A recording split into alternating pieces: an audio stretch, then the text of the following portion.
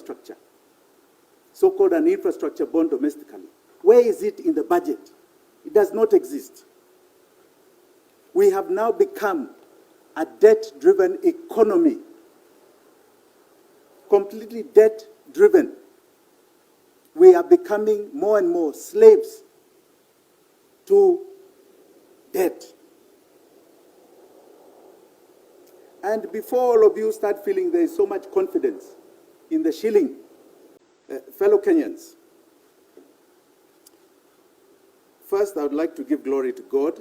It has been quite a challenging season since the year began, but we have remained silent, resilient, and even though we have lost loved ones, struggled through hard times, among other challenges.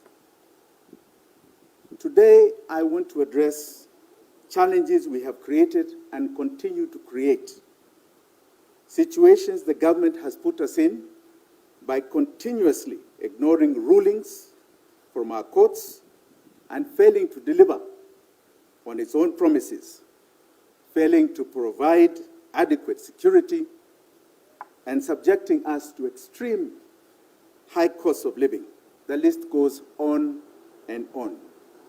As you know, one of my pet subjects is public debt.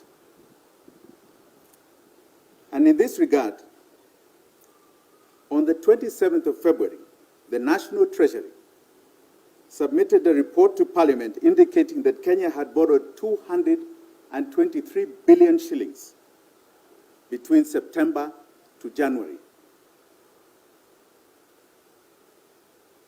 This, at the time, was about 62 million shillings per hour. In just February alone, when you saw the shenanigans with the Eurobond, the government added another 545 billion shillings to our debt, borrowing in a total of 6 months, 768 billion shillings, which is more than the previous regime of Uhuru Kenyatta did in 1 year. Uhuru's highest borrowing was 800 billion in the year 2022-2023, ever in his 10-year period. But in 6 months, this government has already reached that target. That translates to a very frightening figure of 177 billion shillings an hour.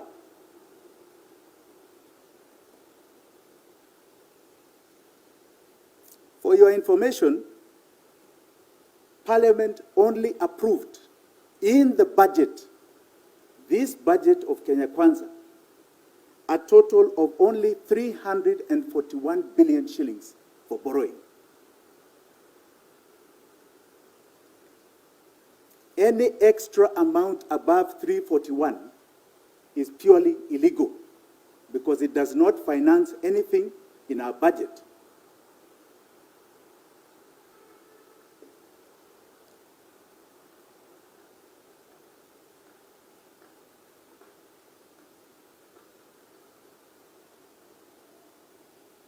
Where it is allowed to borrow more in order to pay back an existing loan.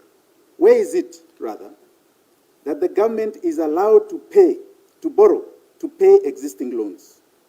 Where in the budget can we find the infrastructure bond?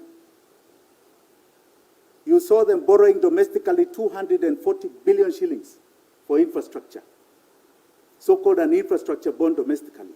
Where is it in the budget? It does not exist. We have now become a debt-driven economy, completely debt-driven. We are becoming more and more slaves to debt. And before all of you start feeling there is so much confidence in the shilling, we have the figures as of February 29th, end of last month, where usable foreign exchange plunged to 259 plunged by 259 million shillings,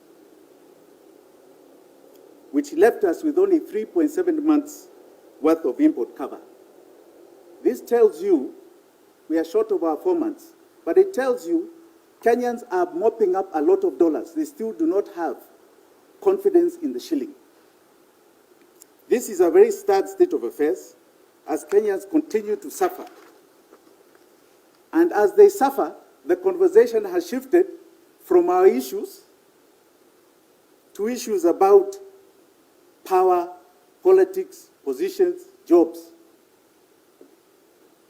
Last week, all of you in the media went to focus on the AU. AU, we have issues here in Kenya.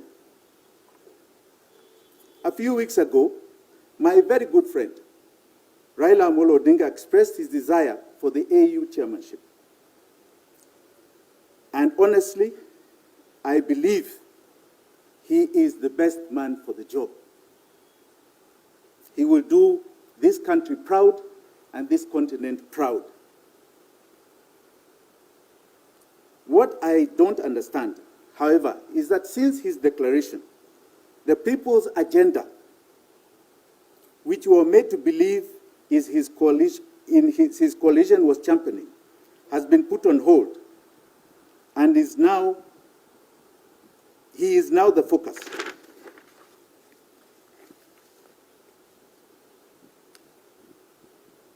The Azimio coalition is dredging the political landscape and pulling out people who are part of Kenya's problems and presenting them as solutions. As the ruling Kenya Kwanza coalition is busy scheming on how to take credit for Mr. Odinga's candidacy. My friend Kalonzo Musyoka has hit the road positioning himself to take over leadership. And it is my view, and I don't think I'm alone, that Kalonzo Musyoka is best following the path of Raila Amolo Odinga. He has been in elected politics for 40 years. He's part of the old order. He's got no change agenda. He should really be retiring and looking for different leadership in his Wiper party to come up to the national stage. It's a time to hand over to new people, fresh people, younger people.